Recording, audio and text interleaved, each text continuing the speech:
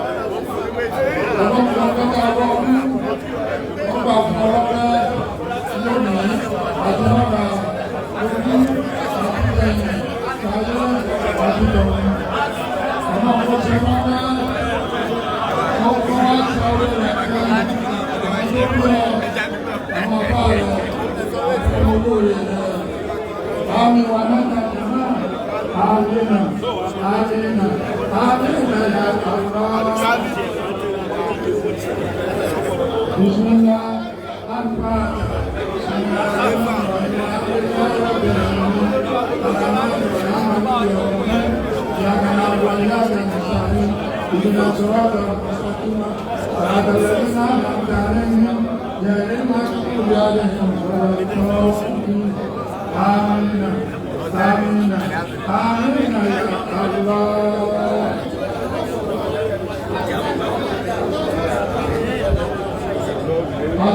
wa.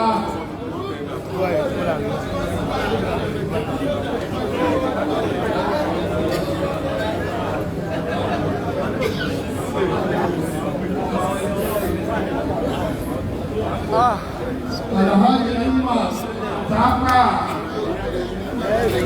bàbá àmúmọ́ àgbàwọn náà ń tọrọ fún ibi ọba tó tẹ́wọ̀ ọ̀kẹ́ rẹ̀ tẹ́yìn bá wọn ọlọ́mọ tẹ́wọ̀ ọ̀kẹ́ náà kó lára ẹni bísí ńlá ajá mùsùlùmí ìlànà mọ́nà ajá mùsùlùmí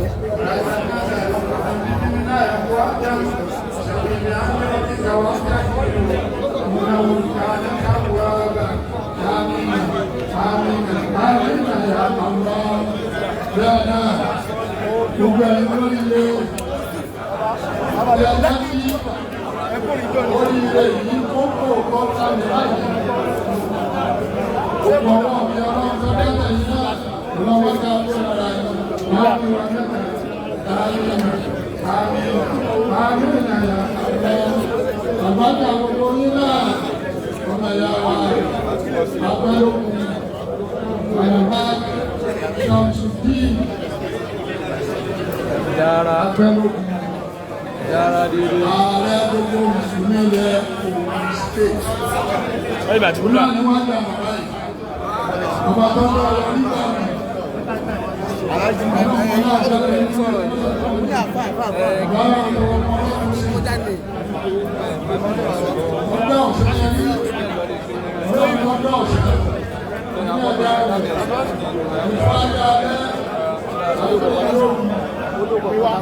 náà ni ọwọ́ fún ká fún ní arájọ́ ọ̀tọ̀ ààyà fi òun ọwọ́ àhá ọ̀pọ̀ ayé olóòrò ìyàjọ́ bí ọlọ́run sí ẹ̀lẹ́tọ́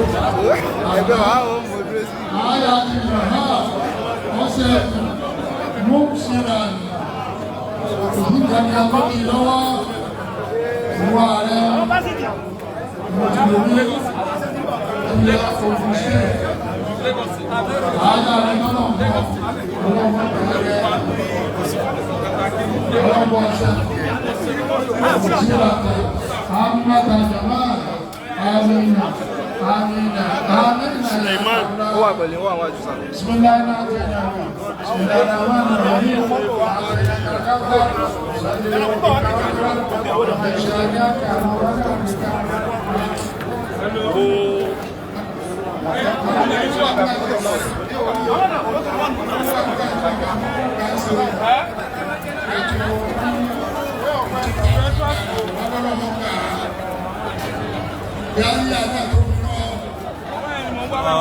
Ọlọ́pàá ọ̀dá lóhùn, bàbá àwọn ọlọ́run tọrọ ọmọ ọlọ́pàá ọ̀dá lóhùn. Wọ́n ní wọ́n tó ní ọdún ló kọ̀ rẹ̀. Àpèkọ́ àdúgbò ló kọ̀ bá ló kọ̀ bá. Wọ́n ní wọ́n sọ pé àwọn tọrọ pé ní kí wọ́n bọ́ ọdún báyìí, ọlọ́run lọ́wọ́ ló kọ̀.